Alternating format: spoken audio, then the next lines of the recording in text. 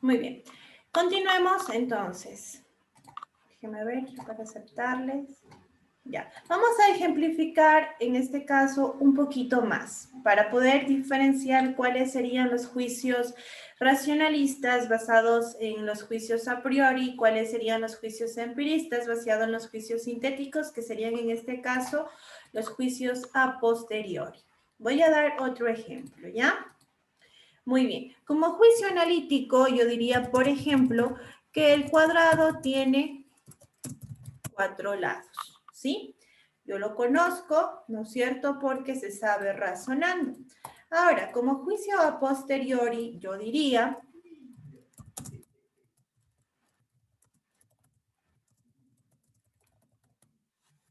ese sería mi juicio a posteriori. ¿Cómo lo compruebo? Porque tendría que medirlo para saber que en realidad el cuadrado tiene los 4 lados iguales. Muy bien. Ahora, ¿qué pasa con este personaje Manuel Kant?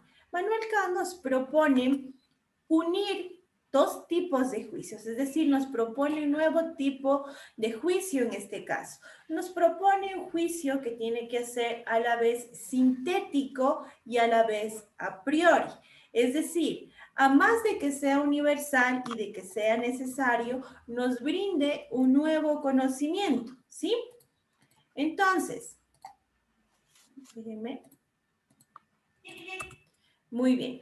Elabora estos juicios sintéticos o a priori que son al mismo tiempo objetivos y que son al mismo tiempo extensivos, porque nos brindan un nuevo conocimiento y de igual manera son universales. Vuelvo a ejemplificar con esto del cuadrado. Como juicio a priori, yo decía que el cuadrado tiene en este caso 4 lados. Como juicio a posteriori, yo decía que el cuadrado tiene lados iguales. Ahora, como nuevo tipo de juicio sintético, yo diría lo siguiente. Voy a escribir en la parte de aquí. La suma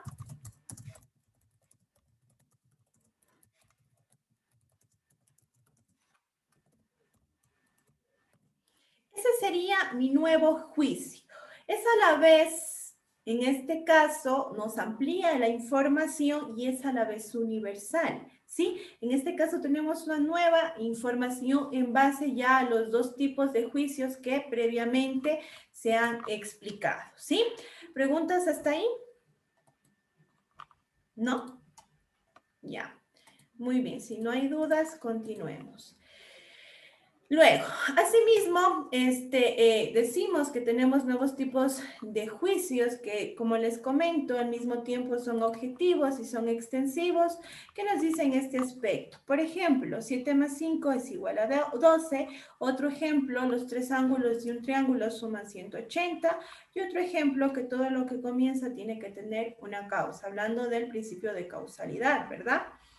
Vamos con lo siguiente. Nos dice que el ser humano tiene estructuras mentales que le permiten obtener conocimientos a priori. Es decir, que su mente no es pasiva, no es tabla rasa, sino que ordena conocimientos. ¿Qué quiere decir esto?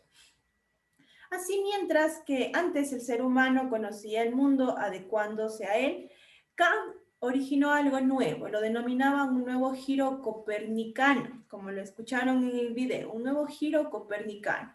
Él decía que en realidad es el mundo el que se tiene que ajustar al modo como el ser humano conoce, ¿sí? Por eso es que el ser humano se convierte en un tipo de parte activa del proceso. No es el ser humano que se tiene que adecuar al mundo, sino al revés. El mundo tiene que adecuarse al ser humano porque el ser humano es la única parte activa que en este caso influye en cada uno de los procesos, ¿sí? Muy bien, como siguiente tenemos la ética kantiana. Nos dice que junto al conocimiento especulativo pone Kant el conocimiento práctico. La fuente de este último tipo de conocimiento es la razón práctica, es decir, la voluntad. Kant está convencido de que el ser humano llega a serlo verdaderamente a través de la moralidad y no del conocimiento teórico. En este caso, Kant propone, por así decirlo, unos tipos de mandatos, ¿sí? Un nuevo tipo de mandato. Para ello hay que diferenciar los mandatos imperativos hipotéticos. Estamos hablando de la ética. Ustedes ya saben qué es la ética. En este caso, nos proponen los imperativos hipotéticos que se dividen en imperativos problemáticos y a su vez imperativos asertóricos. Los imperativos hipotéticos prescriben una acción como buena o mala para alcanzar un fin. Estamos hablando de que se realizaría algo o una persona realizaría una determinada acción siempre y cuando tenga una finalidad, ¿sí? Entonces, los imperativos problemáticos nos dicen que se puede o no se puede querer el fin. Por ejemplo, si quieres ser bueno, ama a tus padres. Otro ejemplo, si quieres pasar el año, estudia, ¿no es cierto?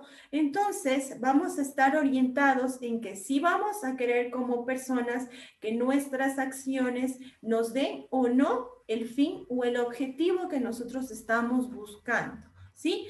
Y posteriormente tenemos los imperativos asertóricos. Los imperativos asertóricos se refieren ya a la felicidad en sí. Recuerden que Manuel Kant estaba orientado a esta religión pietista, es decir, que únicamente al ser una religión totalmente extremista, ellos decían que si en verdad quieren ser felices, tienen que conocer a Dios, tienen que actuar en base a los mandatos y mandamientos que Dios prescribe o que Dios nos establece en sus escrituras, ¿sí? Entonces diferenciamos estos dos tipos de juicios. Luego de que Kant analiza estos dos, va a proponer un nuevo tipo, ¿sí? Este se denomina imperativo categórico, basado obviamente en la ética formal. ¿Qué nos dice este imperativo categórico? Dice que el ser humano debe de obrar no de modo interesado, ¿sí? Sino que debe de obrar sobre todo por respeto al deber. El ser humano es racional y ha dado de cumplir por sus propias reglas, pero en este caso no debe de obrar por lo que esperase, como en los otros imperativos, si es que desea el fin o si requiere la felicidad, sino que debe de obrar porque es su obligación, debe de obrar bien, por respeto al deber. Entonces nos dice que este imperativo se va a orientar a la obligación que el ser humano tiene que realizar para cumplir a cabalidad lo que en este caso la ley, por así decirlo, la ley de la moralidad, le dice que cumpla. Muy bien. Para ello, Kant propone tres formulaciones. La primera formulación nos dice, obra de tal modo que la máxima de tu voluntad pueda valer siempre a la vez como principio de una legislación universal. ¿Qué nos quiere decir esto? Para saber si una promesa, en este caso, por ejemplo, es engañosa conforme al deber, nos vamos a imaginar lo siguiente. Imaginémonos que estamos en un dilema moral, ¿sí? En el que, estamos hablando de un dilema moral en el que nos conviene mentir. ¿Cómo sabremos que si el hecho de mentir está bien o está mal? Porque estamos hablando de un dilema moral. Nos vamos a realizar la siguiente pregunta. ¿Sería bueno que todo el mundo mintiese? Entonces, en base a lo que yo mismo me respondería, lo establecería como un tipo de principio universal. Entonces, sabiendo que no está bien que todo el mundo mintiese, ¿verdad? Entonces, no miento. Entonces, con eso podemos partir de que la moral o el principio de la moralidad se va a concebir como un tipo de legislación universal. Ahora, el siguiente. Obra de tal modo que trate siempre a la humanidad, ya en tu persona, ya en la de los demás, no solo únicamente como medio, sino también al mismo tiempo como fin. En este caso, ¿qué nos quiere decir? Que debemos de tratar a los demás con respeto, ¿verdad? Que debemos de quererlos por lo que son, no para beneficiarnos de ellos, sino para quererlos, ¿verdad? Para tratarlos, apreciarlos, siempre y cuando tengamos el respeto, en este caso, por así decirlo, como base de cada actuación. Entonces aquí lo que nos vamos a preguntar, ¿sería bueno, en este caso, aprovecharse de los demás? Y por último, nos dice, obra de tal suerte que la voluntad por su máxima pueda considerarse a sí misma como legisladora universal. Aquí, ¿qué es lo que nos vamos a preguntar? Aquí nos preguntaríamos, ¿sería bueno hacer solo lo que los demás me dicen que haga? Y aquí es muy importante diferenciar. Nosotros sabemos que obviamente si hablamos del imperativo categórico, de que debemos de cumplir las cosas por obligación, por respecto al deber, es muy importante que tengamos nuestro propio principio de autonomía, ¿sí? Obviamente con el respeto, pero debemos de aprender a decidir por nosotros mismos qué es lo mejor, no dejarnos influenciar por lo que los demás dicen que hagamos, sino saber cómo manejar este principio de autonomía y saber decidir por nosotros mismos, en este caso, qué es lo mejor. ¿Sí? Entonces nos hemos dado cuenta con estas formulaciones que la ética kantiana es formalista. Esta ética tiende a ser muy rigorista porque hablamos de que se debe de cumplir todo a cabalidad. Tenemos que actuar por deber, cumplir con la obligación y lo correcto. Eso es lo que nos menciona este personaje, ¿sí? Kant dijo que para que los humanos pudiéramos obrar moralmente era necesario postular lo siguiente. En primer lugar, la libertad, la inmortalidad del alma y sobre todo la existencia de Dios. Estos son los postulados de lo que él denominaba la razón práctica, ¿sí? ¿Preguntas, estimados estudiantes, hasta el momento? ¿No? ¿Seguros? Y si yo les pregunto a ustedes, ¿me podrían poner un ejemplo? Bueno, vamos a hacer solo un pequeño ejemplo. Voy a retroceder a esta parte para explicar también de qué trata la tarea. Vamos a poner un ejemplo de juicio analítico a priori y un ejemplo de juicio sintético a posteriori, ¿sí? Para esto me va a ayudar Cristian Carrión.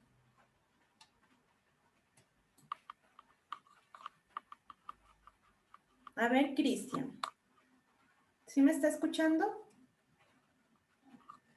Sí, licenciada. Ya, perfecto, Cristian. ¿Cuál considerarías tú que podría ser un ejemplo de juicio analítico a priori, en base a lo que yo ya les he explicado?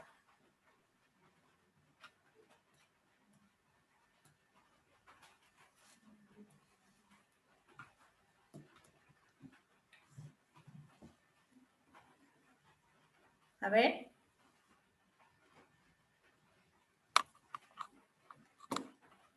¿Cuál podría ser, Cristian, un ejemplo? A ver, ¿alguien más quiera participar? ¿Alexia?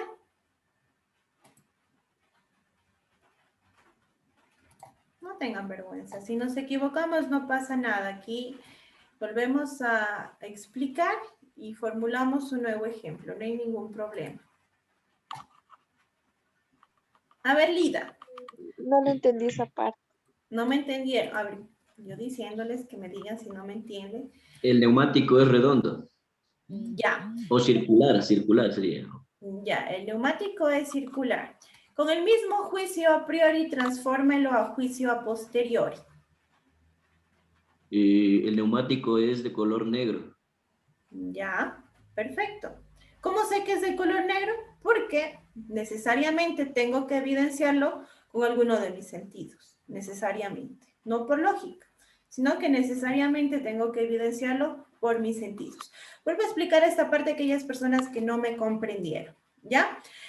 Decíamos que Manuel Kant lo que trata de establecer en este caso es conservar las ventajas del racionalismo y del empirismo, es decir, formular un nuevo tipo de juicio, ¿sí? Entonces, en este caso tenemos dos. En primer lugar, el juicio analítico a priori, que es parte del juicio del racionalismo. Voy a escribirlo aquí. Este es del racionalismo, ¿sí? Y el juicio sintético a posteriori, que en este caso es parte del juicio del empirismo, ¿sí? Muy bien, racionalismo, saben que se debe de basar en la razón, en el pensamiento, en la idea, mientras que el empirismo se basa en la experiencia. Como juicio analítico a priori, estos juicios son únicamente explicativos, es decir, son juicios que no nos van a aportar absolutamente para nada, en lo que en este caso trataremos de obtener, por así decirlo, una nueva información. No, nunca vamos a poder conseguir una nueva información. ¿sí? El juicio a priorico es independiente de la experiencia, ¿sí? Son objetivos, son universales y son necesarios, pero no nos dicen nada nuevo o son vacíos de contenido. Como nos dice aquí, son únicamente explicativos, como en el ejemplo que nos dice su compañero de que la llanta es circular. ¿Cómo lo sabemos? Pues por lógica. No necesito yo la experiencia para saber que una llanta es circular. Ahora, los juicios del empirismo son sintéticos y subjetivos. Nos comunican un nuevo conocimiento. Estos sí son extensivos, nos brindan una nueva información, ¿sí? Entonces, basamos en el mismo ejemplo, el de la llanta. ¿Cómo sabemos que la llanta es negra? Porque yo tengo que acercarme a la llanta, poderla observar y en realidad percatarme de que es un color negro, que no es un color gris, sino que es un color absolutamente oscuro, es un color negro. Y entonces sí diferenciamos en este caso ambos tipos de juicio, ¿sí? Entonces Manuel Kant nos propone un nuevo tipo de juicio, que es el sintético, que al mismo tiempo va a ser a priori, ¿sí? Es decir, nos formulamos nuevamente en base a esos dos tipos de juicios explicados anteriormente. Formulamos un nuevo tipo de juicio. Este tipo de juicio es universal y a la misma vez nos va a brindar una nueva información. ¿Cómo transformaríamos este juicio a posteriori en un nuevo juicio sintético a priori? ¿Cómo lo transformaríamos? Puedo decir yo, por ejemplo, que la medida de las llantas, y eso sí tienen que ayudarme, no sé cuánto miden las llantas, 51, ¿se miden en pulgadas? Eso sí desconozco. De carros, no sé. ¿En qué se miden las llantas? ¿En pulgadas? ¿No? No sé. Jorge, ¿en qué se miden las llantas? ¿Cómo medimos el grosor de una llanta? 184/64, por ejemplo. Ya, perfecto. Ahí ya me dijo Jorge. Las medidas de la llanta son 184/64.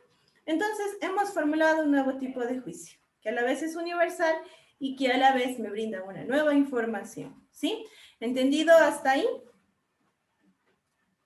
Ok, si no hay preguntas, entonces procedo rápidamente a explicar cómo debemos de realizar la tarea. Permítanme, por favor.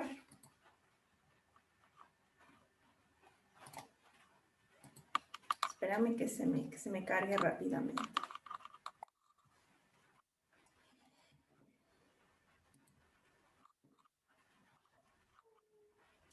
Ya me han presentado 2 personas. Muy bien, así me gusta que vayan adelantando para que después no se les acumule todo y puedan hacerlo inclusive mejor.